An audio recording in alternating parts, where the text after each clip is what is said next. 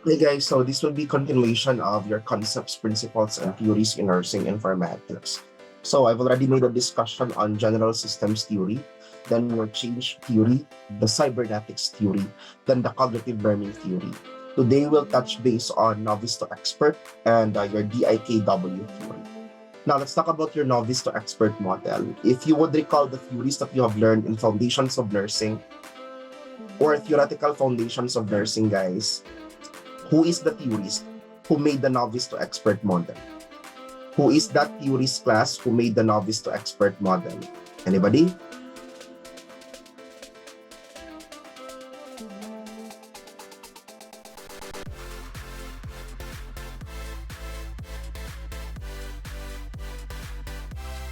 Okay, so class, that would be your Patricia Benner, no?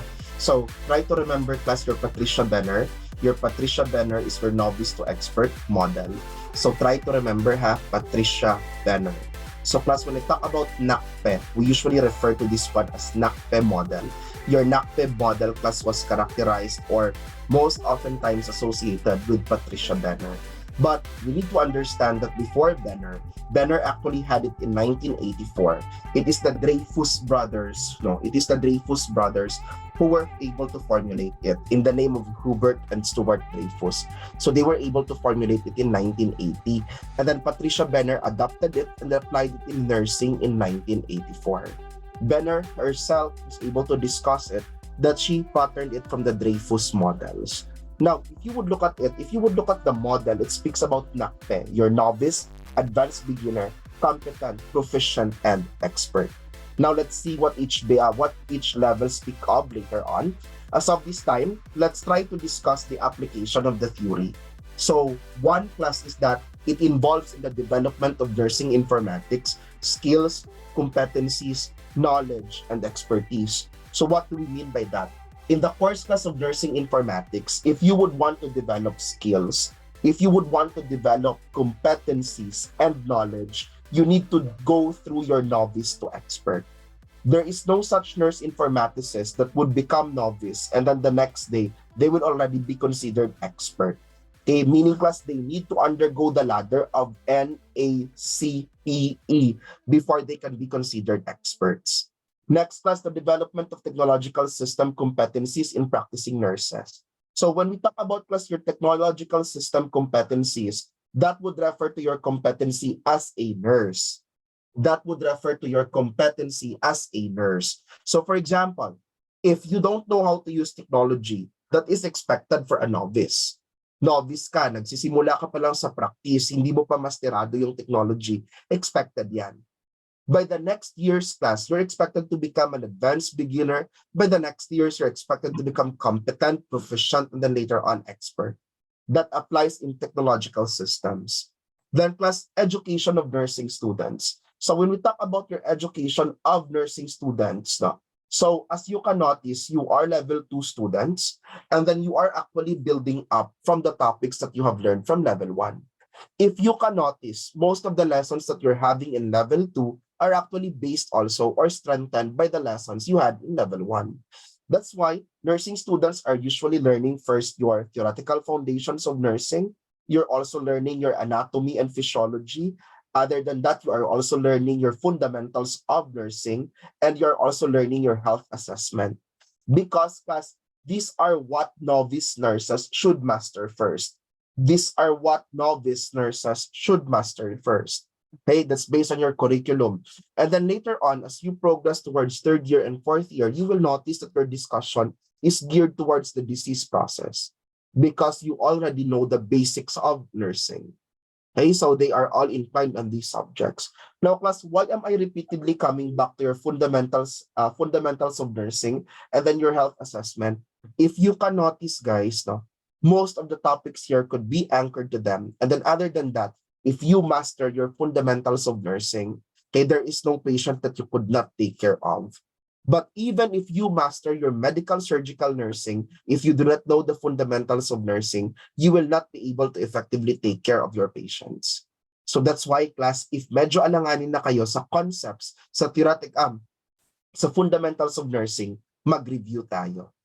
Mag-review kayo. Now, transition from graduate nurse to expert nurse. What do we mean by that? By the time class that you were graduate, what do you think is your level? By the time class that you will graduate, what do you think is your level? Are you considered novice, advanced beginner, or expert ka na kaagad? Fresh graduate. Ano pong level natin, guys? Anybody? What will be your level based on Patricia Benner's model once you are a fresh graduate? Yes? Novice, sir. Okay, so you're still considered to be a novice. No? You're still considered to be a novice. Now, when you say novice, oftentimes your knowledge is based on the ideal.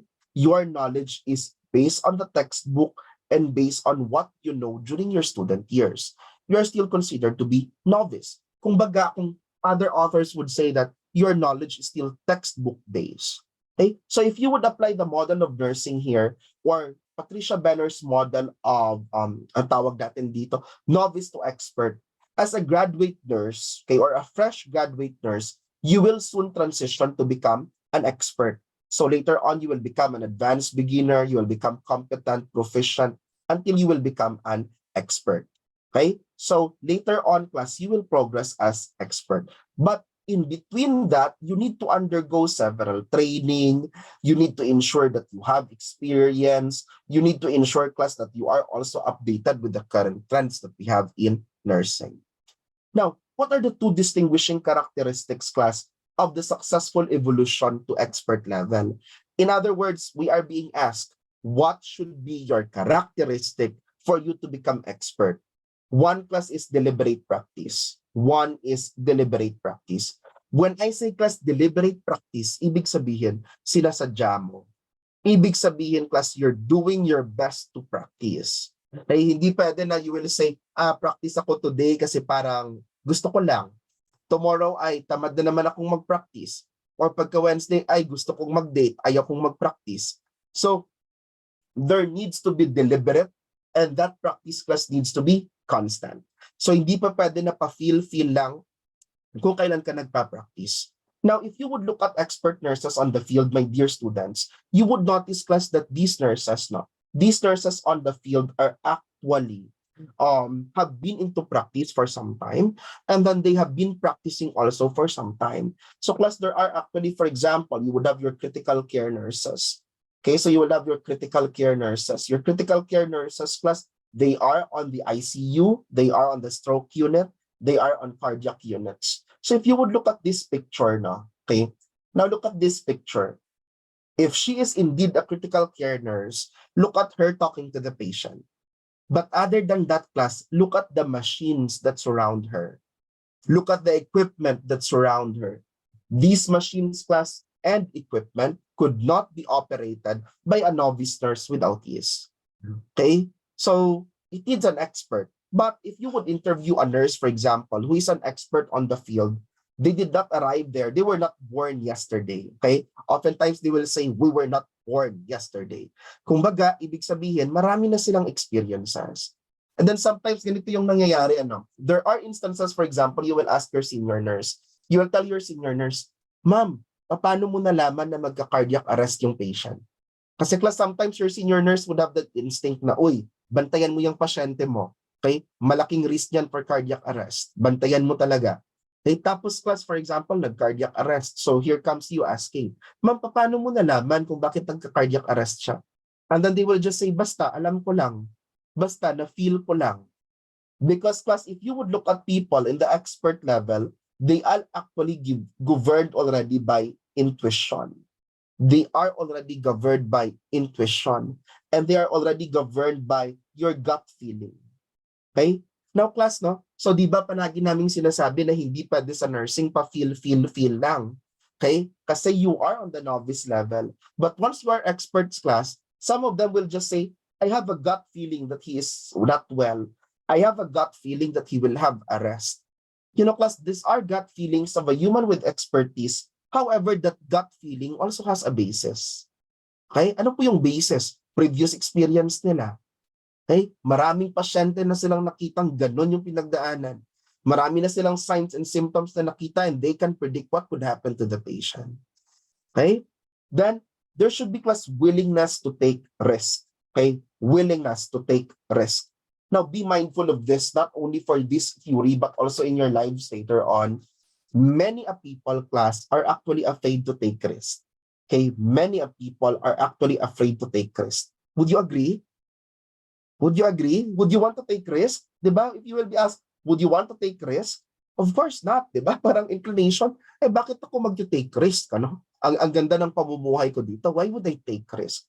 Now, what do we mean here by willingness to take risk and going beyond the norm? Okay, what do we mean by that, class? If you would look at the current times right now, okay, if you would look at the current trend right now, many people, class, would have BSN degree. In fact, all nurses has BSN degree. But try to look at it, how many nurses pursues master's degree? Very few. And how many nurses would pursue doctoral degree? Also very few. And by pursuing these degrees, actually, class, you are actually taking risk. You are actually taking risk. Okay? Because you're going beyond the norm. Hindi pwede na, ay, hindi na ako magma-masters kasi karamihan naman ng mga nurses ko dito, hindi nagma-masters. Okay? Or you could not say na, I'm already contented with my master's degree. I don't want to proceed to a PhD degree because blah, blah, blah. Okay? Now, in the same way, class, if you are sent to training later on when you will become staff nurses, if you will be sent to training, the usual tendency is that sasabihin, ay, ayaw ko mag-train. Nakakahiya. Sino ba yung kasama ko? Mag-isa lang ba ako dun sa training? Ayaw kong pumunta ng Maynila tapos magte-training ako mag-isa. Class, those are risks that you need to take. If you will not take that risk, class, you will remain status quo on that level. Okay? Now, I have a mentor one time who would expound that do not die as a nurse only. Okay? We are not belittling the profession, but he or she mentioned that do not die as a nurse only. What do you mean by that? Do not die with a BSN degree alone. Okay? If you will die later on, okay, at the age of 80 or maybe age of 90, you should already be a critical care nurse. You should be already an emergency room nurse. You should be already a doctoral degree in nursing. What we meant by that is that you should have taken risk in your life. Okay? So, now, kung titingnan nyo po, baka nagtataka kayo, bakit yung iba nagiging head nurse, yung iba, class, bakit nagsistay staff nurse? Okay? Because they have not taken risk. Because they have not taken risk. Okay? So, the model, NACPE, would tell us that we need to take risk and then go beyond the norm for us to become experts in our field. There is one author in leadership, I forgot, but he mentioned that every night daw, if you will read for 30 minutes about a certain topic, every night 30 minutes daw magbabasa ka about a certain topic. For the entire year, by the end of the year, you are already an expert on that topic. Okay? So, I hope you're getting the message there. Now, what do we mean by deliberate practice? It is the trait, class, with the use of personal, goal-oriented approach to skill and knowledge development. Look at the words, class, it's personal and then it's goal-oriented. Okay? Halimbawa, if I will ask my students in the master's degree, why did you pursue master's degree? Oftentimes, class, they will say that, sir, I am looking forward for promotion. But many will still say that, sir, I would want to have additional learning. Now, that is their goal. Their goal, for example, class, is promotion. I don't mind because human as we are, we can seek for that. But then plus others would say they would want to have additional learning. That will be their goal. Because plus once you have deliberate practice, you should have a goal. No? For example, in the US, if you will continuously practice and practice and practice, you will become a nurse practitioner. Okay? A nurse practitioner, class, is somebody who can, let's say, prescribe medications. They can prescribe medications. They can assess patients. They can prescribe medications under the supervision of the doctor. That plus you should be devoted to engage in progressively higher and ultimately expert performance. So ibig sabihin, you do not settle for less. Okay, you do not settle for less. For example, okay ka na ma-vital signs mo lang yung pasyente mo, tapos bibigyan ng gamot, tapos uwi ka na. That's not how an exceptional nurse would work. An exceptional nurse would give time to assess the patient. An exceptional nurse would give time to talk to the patient. An exceptional nurse class would arrange the bedside of the patient. And an exceptional nurse was able to establish rapport to the patient. Okay? So we are progressive. For example, if this year I already knew how to operate the infusion pump, no? So plus if this year I already know how to use the infusion pump, by the next year I should know something new because I would want to be progressive. So class, that's your infusion pump. As mentioned, that's a machine that helps regulate your IV fluid. It helps regulate your IV fluid. That's your infusion pump. Now, if you know, class, already your infusion pump for today's video, so by next video naman, class, dapat mechanical ventilators naman. Okay, so that you will be progressing. You will be progressing. That class, it requires years of sustained effort to continuously improve the quality of practice and performance within the skill. Why are you being reminded of this? Because class, along the way, along your journey from becoming a novice going towards expert class, hindi mo maiiwasan that you will become frustrated. Okay? Frustration will be there. People are sometimes saying, sir, I took master's degree, but I was not able to be promoted. Or they would say, sir, I was able to study hard, but I did not pass the screening examinations. So class, it requires years of sustained effort. Again, you could not do that overnight. You could not do that within weeks. Okay? So dapat plus tuloy-tuloy tayong years. Halimbawa, a very simple example perhaps is your intravenous cannulation. Okay? Let's look at plus your IV cannulation or what you refer to commonly as your IV therapy. So plus if you would look at IV therapy, okay, if you have been into the hospital, you would know that there are nurses na parang tawag nila sharpshooters. Diba? Na kahit daw hindi nakikita yung ugat, bakit kaya niyang i-insert? Because class, she developed that experience for years. She developed that experience for several times that she had. Okay? So hindi siya class pinanganak na magaling nang mag-insert ng intravenous line. Actually, that's a skill. And then class, when we talk about taking risk, again, it's moving beyond the status quo. I would like to re-emphasize again the quote that I've also mentioned last time, which says that the most dangerous place now is one's comfort zone. Again, the most dangerous place is one's comfort zone. Okay?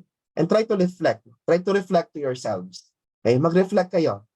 Di ba anong tendency sometimes? Hindi na ako mag-join ng events kasi gusto kong mag-focus dito sa studies. Talaga bang focus sa study or komportable ka lang talaga sa studies mo? Okay?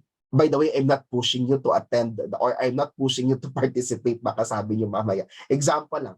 Or if you are already a nurse now, for example, you are a ward nurse, you are assigned in the medical surgical ward, and then you're given an opportunity, sabi ng head nurse mo, sige, lipat ka sa ICU. Anong kadalasang tendency ng nurses? Ay, sir, parang ayaw ko, sir. Dito na lang ako, sir, kasi sanay na ako sa trabaho ko dito. Okay? So, how will you learn? How will you learn if you're just staying there? Okay? Then, plus, this continuous climb to the expert level is not without perceived risk. Maraming risk yan, especially in our culture. This is not actually, I would like to believe that crab mentality is not only present in the Philippine setting, because many colleagues of mine mentioned that already abroad, they are experiencing crab mentality. Ano po yung crab mentality? You know crab mentality, right? That, sige nga, who can tell me what crab mentality is? Can somebody relate that or share that to us? What is crab mentality? Sige na, what is crab mentality, dear students? Okay. You're reading the Google. Gusto ko lang magpa-demonstrate. Ayan, class, yan yung crab mentality, di ba? If you're getting successful, the other crabs class would pull you down. Okay? If you're going up, kung nakikita nyo class, try nyo sa isang balde ng mga crab, bumili kayo mamaya.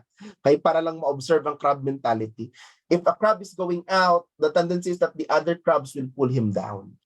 Okay? That's why class, it's referred to as crab mentality. The same way that you will experience later on, that if you're going up the ladder already, for example, na-notice, parang si nagiging expert na. Others would feel threatened and they will pull you down. Or others class will feel insecure and that they will pull you down. That's one of the major risks that you are encountering if you are working. Okay? And then other than that plus, no, for example, di ba, palagi na lang sinasabi, mag-nurse practitioner kayo. Maganda yung nurse practitioner, mataas po yung kita. Yes, mataas po yung kita, pero mataas din po yung risk. Because by the time plus that there will be something wrong on your prescription, by the time plus that you have assessed the patient wrongly, your license would be held liable. Okay? So, you take risk, guys. You take risk. So what are the themes? No? What are the common themes? Pag sinabi kong themes, anong common na sinasabi nila on the NACPE progression? So as the progression occurs, class, we tend to move from relying on rules, going towards class, you are learning to trust and follow intuition pattern matching. Ano pong ibig sabihin yan? For example, pag first year mo nagtatrabaho sa hospital, anong tendency mo? I will do this because the rules says so. I will make rounds because my head nurse told me that there should be rounds. I will chart because I am required to do charting. I will sign because I am required to sign. That is how a novice nurse works. Huh? That is how a novice nurse works. So based on rules, no? Lahat talaga rules, no? Puro na lang rules. Pagkatapos, tas again, once you move towards the expert level, you trust and follow your intuition and then the pattern matching. So alam mo na, uy, kapag ang pasyente ko, mababa yung BP, pero mabilis yung pulso, ang tendency hypovolemic shock to. It's already pattern matching. Because I've already seen in the past that if my patient is hypovolemic and tachycardic, it's hypovolemic shock. And then in the future, if I know that the same patient, if I will encounter class a patient with the same condition, I might be able to predict if what's going to happen to that patient. Okay, so again, at the start class, natural lang yan, rules yung sinusunod, no? Puro na lang rules. Pero later on class, once you are progressing towards the expert level, your intuition is already gaining also experience and expertise. And again, I would like to repeatedly emphasize, sir, intuition na dito, does that mean na hindi na po nagfa-follow ng rules? You still follow the rules.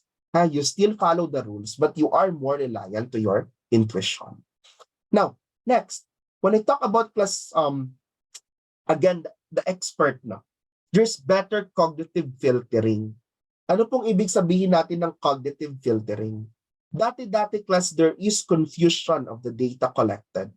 So for example, if you see a patient with dry lips, you see a patient class which has no urination, and then this patient would have poor capillary refill, the patient had diarrhea for 10 episodes. Pag titingnan mo, sabog lahat.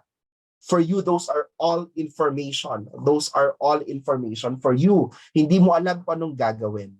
But by the time plus that you're going towards expert, you already know that you have a complete and unique whole. Kumbaga, you know, the signs and symptoms is dehydration. Okay?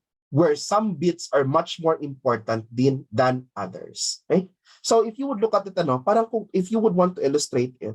So, plus in the novice levels, if there's are all data, yan po yung data, tapos napupuno po yung utak nyo ng data, hindi mo alam kung anong gagawin sa data. But once plus that you are moving towards the expert level, okay, once class that you are moving towards the expert level, okay, tingnan nga natin.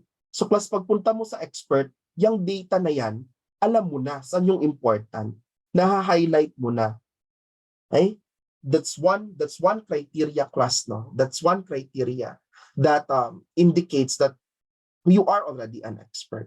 Okay? Let me pick a question here. Then this means that exposure away from the comfort zone or experiences are good learning. Yes, actually, no? This means now, okay, your classmate mentioned that exposure away from comfort zone and experiences are good experiences for nurses. Yes, actually, yes. That's why, class, if you can notice, we have what we now refer to as your experiential learning. We are actually applying experiential learning even up in your student years now. So when we talk about experiential learning, you will later on notice that you're going into duty in hospital A, while other students are going to duty to hospital B, hospital C. You will have different experiences. And those still count as your experiences. And as your clinical instructor, it is our role to emphasize to you if what are the good practices that we have learned from this hospital and what are the practices that varies between hospital A and hospital B and what are the practices that we can improve in the future. Okay, so there are things like that. Okay, and then class, being a detached observer from the problem.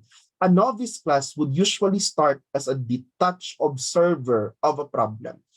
In other words, no, kumbaga class, halimbawa, yung mga bagong graduate ko na students, nagtatrabaho na ngayon, anong sabi nila usually nagme-message? Sir, I had a patient who had cardiac arrest. O, sabi ko, kamusta? Sabi niya, sabi ng isa kong student, Sir, natulala lang po ako sa gilid.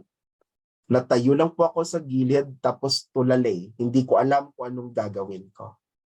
Okay? Because she is a novice nurse. She is a novice nurse. Hey, class, imagine, no, you entered the room, the patient had cardiac arrest. Pag sinabi natin cardiac arrest, sige, the future nurses, when we talk about cardiac arrest, remember this, that your patient has no pulse, and then your patient plus is not breathing. That would be class an indication that your patient is having cardiac arrest. Okay? Now, ano pong gagawin natin bilang nurses? We will call for a code, no? We will call for a code. Okay, that code class is oftentimes referred to as your code blue.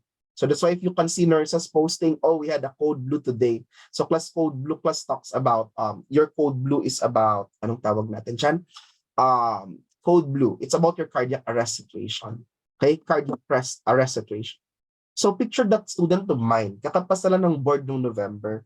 Tapos class, anong sabi? Nung nag-cardiac arrest daw yung pasyente, nagpatawag lang siya ng code, tapos natulala siya. She is becoming a detached observer of a problem. Okay? So novice yan. Expected. And plus later on, once she progressed towards expertise, you would notice that they are becoming involved part of the system. They already accept responsibility and not just carrying out tasks. So ibig sabihin class, once for example na expert na, anong tendency? Sa cardiac arrest situation, siguro sasabihin niya right away, I will be the medication nurse. Parang siya na yung nagvo-volunteer. Hey, ako na yung magme-medication nurse. Hey, ako yung magdo-document. Because they already see themselves to accept responsibility. Or picture yourselves, picture yourselves na lang sa mga organizations na wherein you're joining right now. Di ba first meeting, anong tendency? Di ba parang nag-o-observe, tapos parang ayaw mo pang kausapin yung ibang tao, yung friends mo lang. Pero later on, kapag tumatagal ka na sa isang student organization, the tendency is that you will be able to connect with people also, and that you feel that you are already part of the problem that they are experiencing. Okay? Now, let's pick some definition for your novice to expert now. Let's review some of the definitions or key characteristics of your novice to expert. Now, novice. Plus, pag sinabi kong novice, one trait plus of a nurse who is considered to be novice is that does not know anything about the subject. Okay? Does not know anything about the subject. So what will be their tendency, class? Their tendency is, ano pong tendency ng mga novice? Starts with letter M.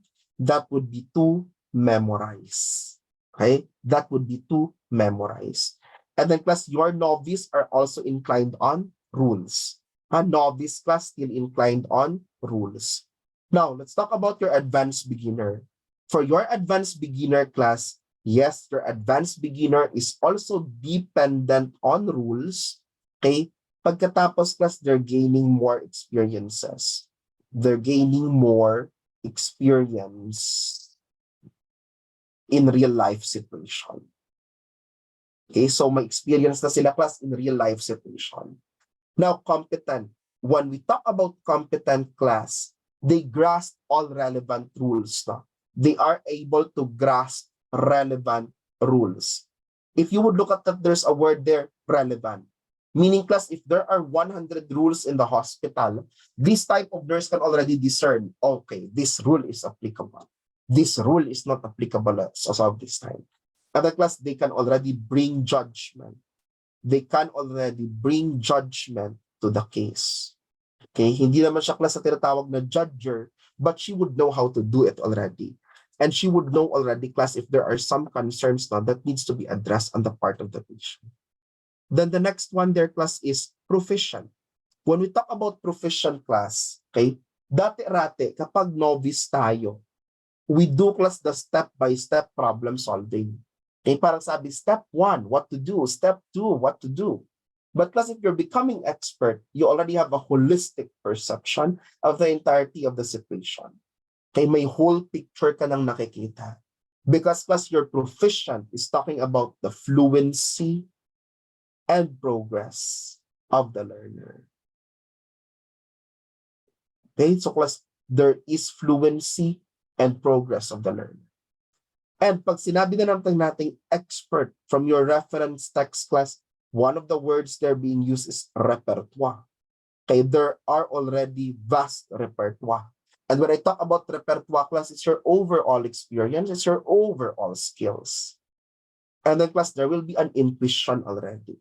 Okay, we are already basing on intuition. Okay, so those are some of the characteristics now of somebody to be considered novice to expert. Okay, so yan pong sinasabi nating novice to expert. Now, I'm trying to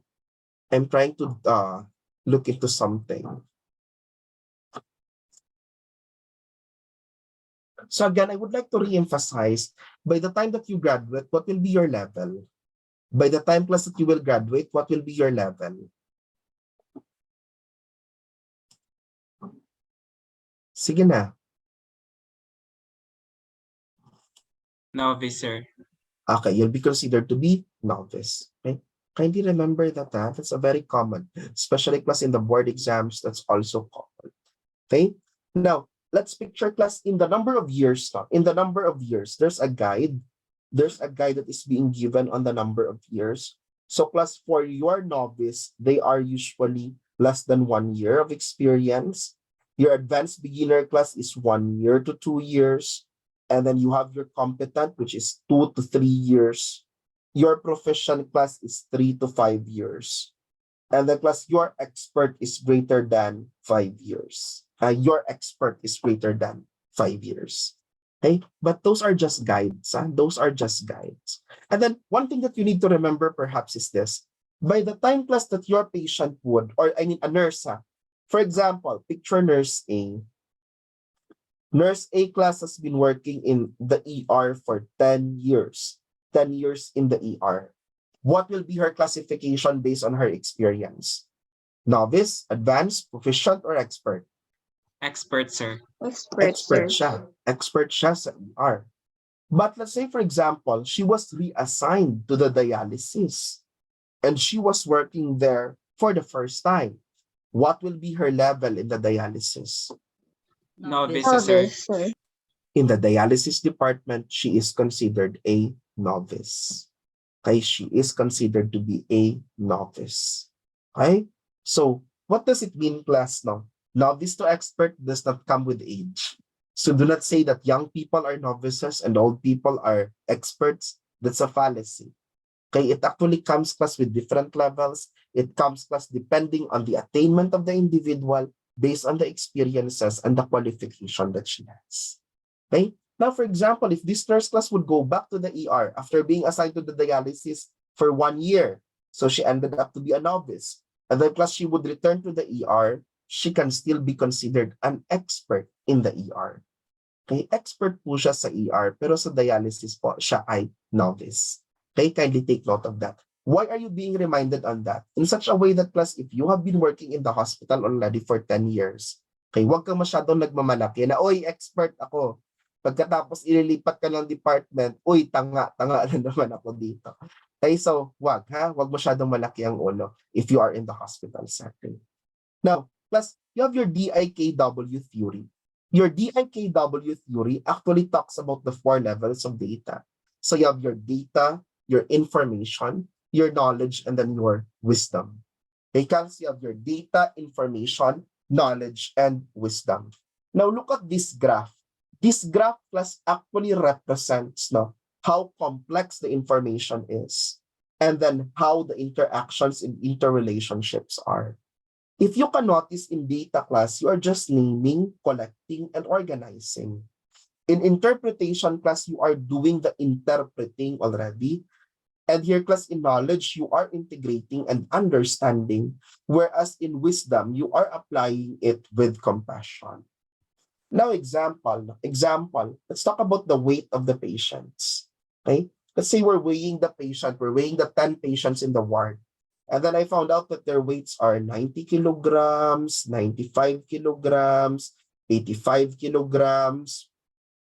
From there, I will be able to see that the weight is high.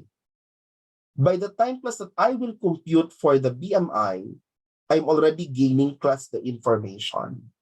Okay, so for example, I would compute for the body mass index.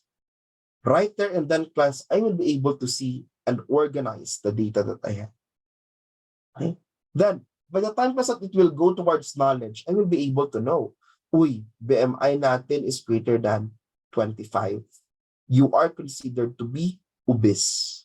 Okay, since you are obese, no, okay, these are the things that you need to understand. These are the things that you need to do because you are obese. And plus, by the time that you know that your patients are obese, your wisdom class would tell you that you need to formulate an education plan for obese patients. Okay, that's it. That's your DIKW. So from the data, you are doing something, plus to organize and interpret it, later on to understand it, and then plus later on to have wisdom on it. And when we talk about wisdom, it talks about application, class. And then I love to emphasize here the term application with compassion. Okay? Now, what are the different concepts, class? So you have your contextual and understanding. Okay? Ano pong ibig sabihin natin ng contextual? In the contextual sense, class, in the contextual sense, when you talk about gathering data parts, that refers to the data. Once, class, you connect the raw data parts, once you connect them with one another, you are actually gaining information already. Once you form, class, the whole meaningful content, that would be your knowledge. Okay? Yung full content, class, magiging knowledge. And then once, class, you conceptualize and join those whole meaningful contents, you will have your wisdom. Okay? Now, in terms of understanding, if you would look at it, your data class is commensurate to researching, absorbing, your information class is collaborative doing, then plus your knowledge should have interacting, and then plus in wisdom, you would have reflecting. So kumbaga, parang nagiging different levels siya, class, of thinking. Now, what do we mean by data again? When we say, class, data, this refers to the collection of raw data, because that's the main requirement for coming up with a meaningful result at the end. So you gather the data. For example, I would want to know your knowledge in nursing informatics. I made a quiz because I would want to assess whether you understand the topics that we had or not. That's data. Now, plus we talk about information. It reveals the interrelationship in the data. And then plus the analysis is carried out to find the answers on the following: who, what, when, and where. So for example, in my case, I am wondering who got scores in my examination.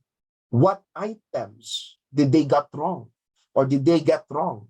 Okay, so that's the focus. So I would want to gain information. Then knowledge. When you talk about knowledge naman, it's the collection of information that can make it useful.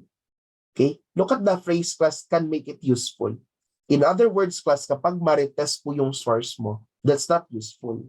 Okay, kapag wala ko pong facts na nape-present, that's not useful. And then, class, it tries to answer the question, how? Yung goal niya naman dito, class, is to answer the question, how? Okay? And specific measures and the information in the previous step is also used to answer these questions. Ibig sabihin, class, our who, what, when, where, those answers, class, will also be forwarded to the next level, which is your knowledge, for us to answer the question, how. Then wisdom. When we talk about wisdom, dear students, it refers to the process to get the final result by calculating through extrapolation. Kumbaga, it is the output from all the DIK and the processes them through special types of human programming. And then, class, your DIKW will answer the question, why? It will answer class the question, why? Okay? So again, class sa DIKW, your information class would answer the questions who, when, where, what. Okay? Your knowledge questions naman class would answer how. Your wisdom question class would answer why. And how do we apply that in the organization? No? So it says here, organizational issues using the DIKW model. So what are the possible issues for that? So class, ways to identify the external inputs. What do we mean by ways to identify external inputs? Dapat class, dapat accurate po yung way mo sa pag-gather ng data. Hindi pwede, for example, that you would want to gather data and then I would tell you, for example, just now, tapos sasabihin ko, uy, Aisel, Pearly, kumuha kayo ng data. Hindi pa pwede. There needs to be a plan because we would want the data to be accurate. And another problem, class, is that in the information, analysis of the raw data. Okay? So there are times, for example, if we are not equipped, class, with the knowledge, with the attitude on statistics, okay, the tendency is that we analyze the data wrongly. Okay? Malaki talaga ang tendency that we analyze the data wrongly. So please be careful with that. The class, when we talk about knowledge, knowledge determines how something is remembered by an individual or how that application is applied by them. And the class, wisdom is to uncover why the derived knowledge is applied by individuals in a specific way. Okay, so I hope that you will remember your DIKW theory. Now, among all of those theories that we have studied, and then we've also mentioned system, we could not deny the fact, dear students, that we could not deny the fact, dear students, that your computer is also considered a system. Okay, it's also considered a system. Okay, bakit po siya tinatawag na system? Because it's composed of several parts. So when we talk about your computer system, you have your hardware, then you have your software. Okay, you have class your hardware, then you have your software. Okay, so ano pong ibig sabihin natin ng hardware at saka software? So hardware, you have your CPU, you have your mouse, you have your keyboard. And anything class that is inside of that anything class that is installed is considered to be your software. So pag sinabi ko Microsoft Word, Excel, PowerPoint, spreadsheet, they are considered to be your software. And class, your hardware and then your software needs to work hand in hand. Okay, your hardware class and software needs to work hand in hand for your computer system to become effective. So class, ibig sabihin, kahit gaano pa ka-high-tech, kahit gaano pa class ka-high-tech yung mga gadgets ninyo, pag hindi po gumagana yung hardware or software niya, palyado pa rin po tayo. Okay, so they need to work hand in hand closely. Class, what are the three determinants of CPU's speed, no? Because oftentimes we say, uy, ang bagal ng computer ko, ang bagal ng laptop ko, di ba? Yan yung usual concern. Kahit sa hospital, even as nurses would complain, why is my computer hanging? Every time, class, that I have several patients that I need to attend to, the computer would hang. The computer would lag. And you don't want that to be happening because it delays your work. So what are the three determinants of the speed of the CPU? One class is your CPU processor core. I don't know if you're familiar with processors, but oftentimes you would hear them as i3, i5, i7. Okay, if you've heard of that. Now, so of course, the higher the number, the faster the processor is. So if you can notice, there are actually Pentium.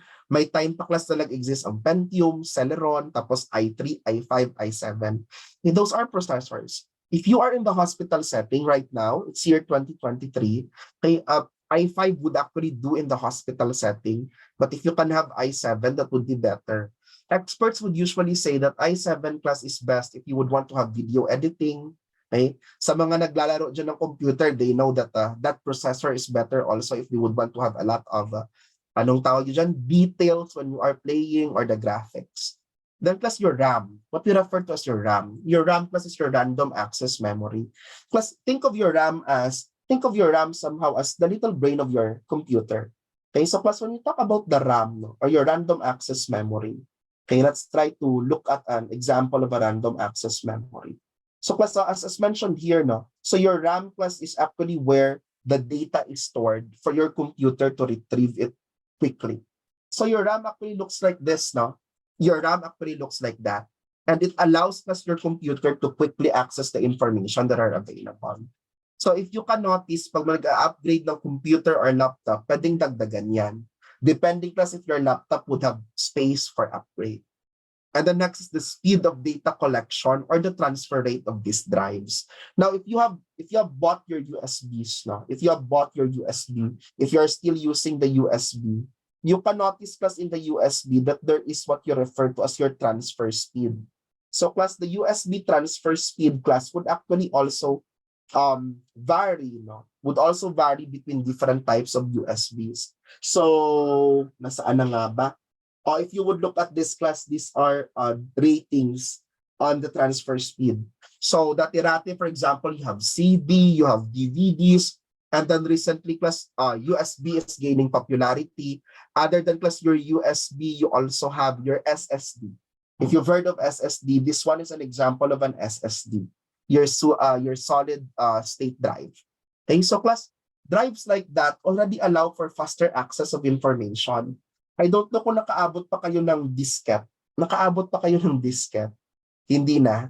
Okay? When I was a high school student, yung umuso po talaga is disket. Okay? This one, I don't know if you've seen that pa. So class, the disket is inserted to the computer and then class, it's where it rotates for us to read the data. However, class, napakabagal. No? Napakabagal and then it's a very high risk when it comes to loss of data. Okay? So right now, the trend is already your USB high speed, and then you also have your SSD, at saka maybe most of you would have hard drive also. So plus, memory serves me well, SSD po is faster compared to hard drive. Okay, so kung nakikita po ninyo, your HDD, your hard drive can copy 30 to 50, 150 MB per second. Whereas plus your SSD can have the speed of 3,000 to 3,500 MB per second. So mas mabilis po yung SSD. Bakit po nangyayaring ganon? Kasi po yung laman ng hard drive is hard drive contents. Okay? Let's say. Plus, makikita nyo po na ang laman ng hard drive is ito. So plus sa loob ng hard drive, kailangan din niyang mag-rotate, kailangan niya ding umikot para mabasa po yung data natin. Yan po yung laman ng isang hard drive. So the information class is being stored on that circle here that you can see. Here class, dyan na store yung information. And by the time that you would want to retrieve the information, that one class would be rotated for the information to be retrieved. Okay? Now, in your SSD naman kasi class, if titingnan natin yung contents ng SSD natin, ito po yung contents ng SSD natin. Makikita nyo po may mga laman siyang mga microchips na. Okay, so class inside your SSD are already microchips which allows class data to be accessed anytime, anywhere. So no need na for it to rotate. Okay, kung kaya mas mabilis po siyang gamitin. So if you are wondering why are your computers very slow, it might be because you have a lot of work and then your processor, your RAM is not anymore commensurate to the work that you have. So class, if you are, for example, not using Excel, if you are not using analytical softwares naman, hindi mo naman kailangan ng mataas na RAM. But if you are a lot of analysis, if you are doing a lot of analysis, you need to have a computer with a higher RAM. Okay? Now, plus you have the term free and open source software. If I will use the term free and open source software, that would mean it allows users class and your programmers to edit, modify, or reuse the software source code. In other words, class, may access sila sa source code. Binibigyan po sila ng source code ng mga free and open source software. Pagkatapos, ano pong gagawin nila? They can modify from that source code. Okay, they can modify from that source code. So class, free software does not have constraints on copyright. So pag sinabi ko, oy, I have a free software, you can use the software. You don't need to buy it. When I say naman class open source, it says that the software is in its project form, enabling easy software development from expert developers without any need plus for revenue, okay, or revenue engineering. Ano pong ibig sabihin ng open source? Tulad ng sinabi ko, halimbawa ako yung nag-develop. I will share it to Anna. I will share, for example, to Crystal, to Pearly. And they are already free as to how to modify it, how to improve it, okay, as long as na-acknowledge na nila na galing yun sa kanilang original source. Okay? So there are softwares like that. And when we talk about system software class, it helps the user or hardware and application software to interact and function together. So ibig sabihin class it allows the user, the hardware, and the software to interact. So this is the system actually that we have in our respective computers. Di ba class, kung nakikita nyo, for example, I will print. If I will print, I am interacting as a user to Microsoft Word, and the Microsoft Word class will give a prompt to my printer to print it. That is the job of your system software. Then you have application software. When you talk about application software class, perhaps yan yung mas kakilala natin, di ba? Kasi most of us are already using smartphones. So when we talk about application software, they are most popularly known as apps, or what user regularly engage with most of the time. So yan yung sa phones natin.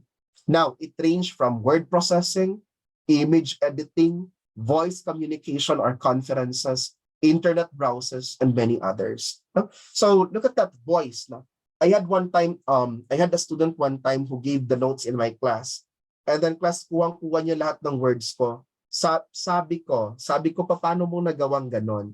Sabi niya, sir, alam mo kasi may voice translator naman, or parang may voice converter. Now, while I'm talking daw, that the same software is also typing what I'm talking about.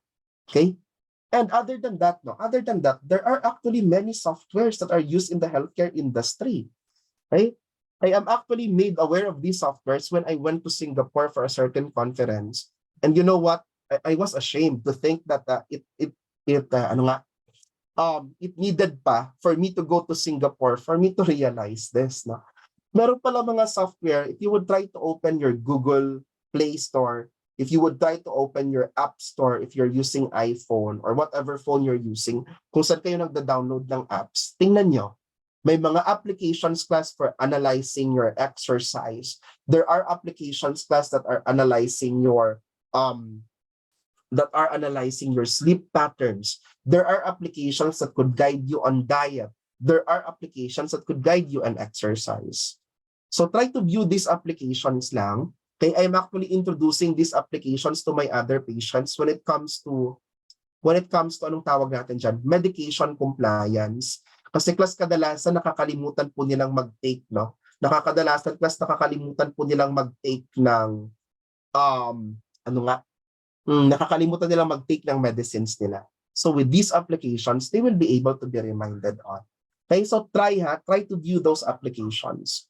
Then class, we have the term data assessment.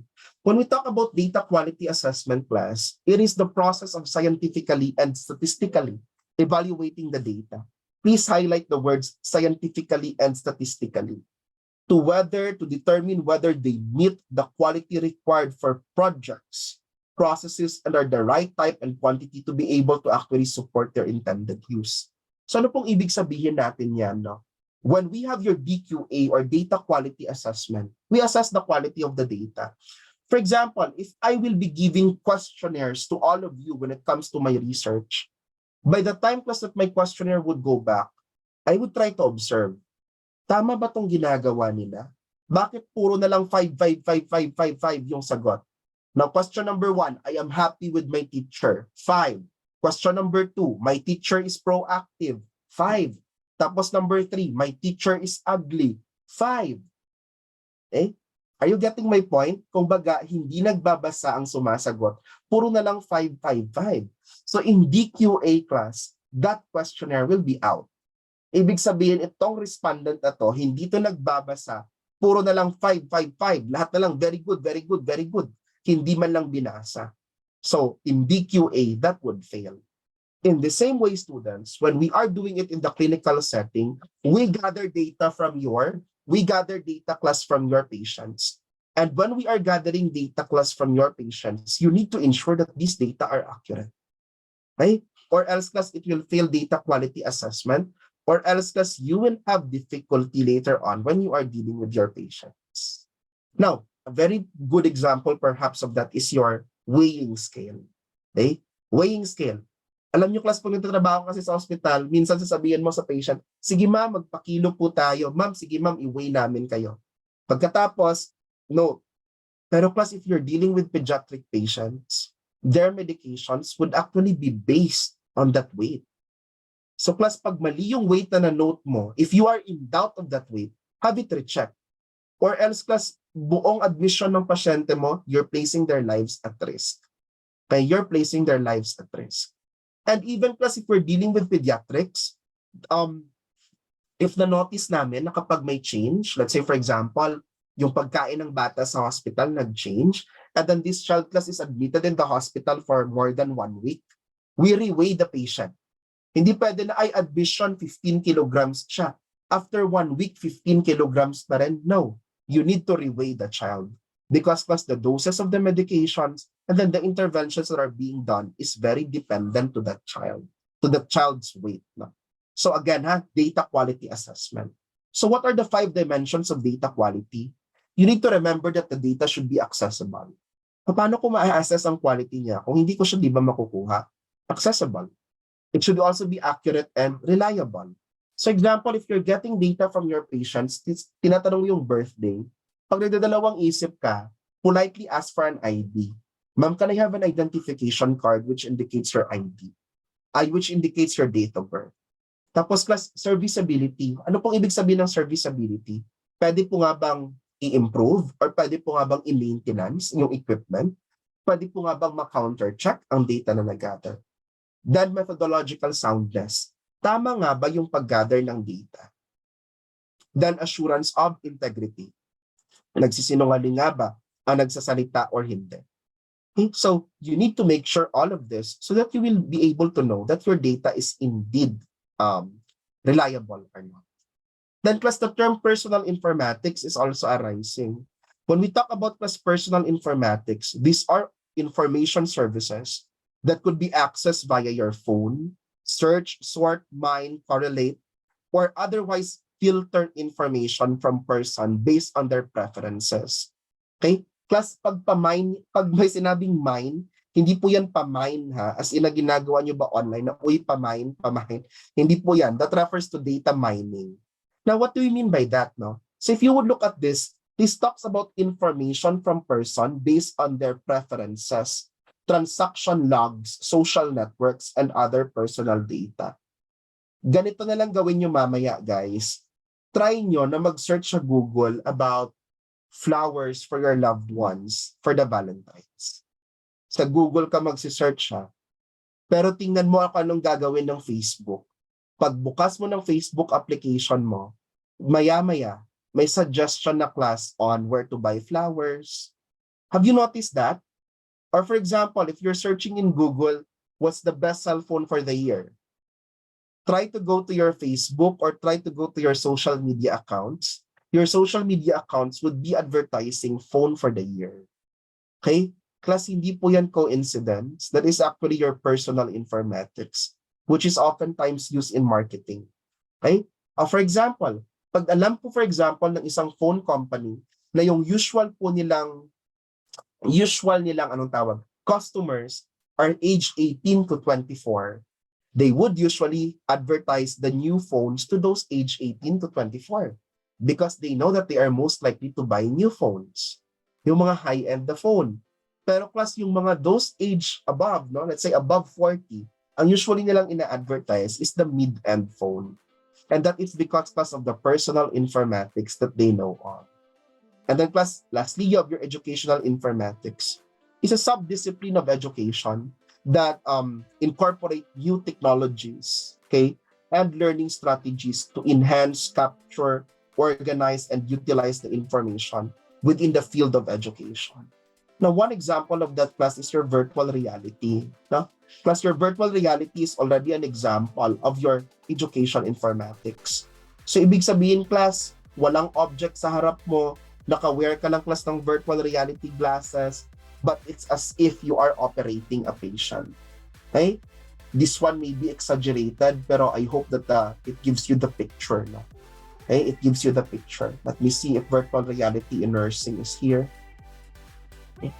Now class, if you would look at this now, okay, they are actually doing that, but to them, they are actually already in a different area. And they might actually be handling your patients already. Okay, so may mga ganong experience na class na nagagawa sa education. And then other than that class, we have also your data analysis. We have your data analysis in your LMS, learning management. Okay, let me see if it's visible here.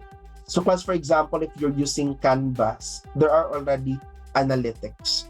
I will be able to see the grade of my students. Palagi nga ba siyang late sa klase or hindi? Ano po yung last niyang tiningnan sa klase ko? And then plus, if I have my examinations, I will be able to see already. I will be able to see kung anong item po yung problema usually ng students ko, anong item po yung perfect po silang lahat. Okay, those are things that we use already in education informatics.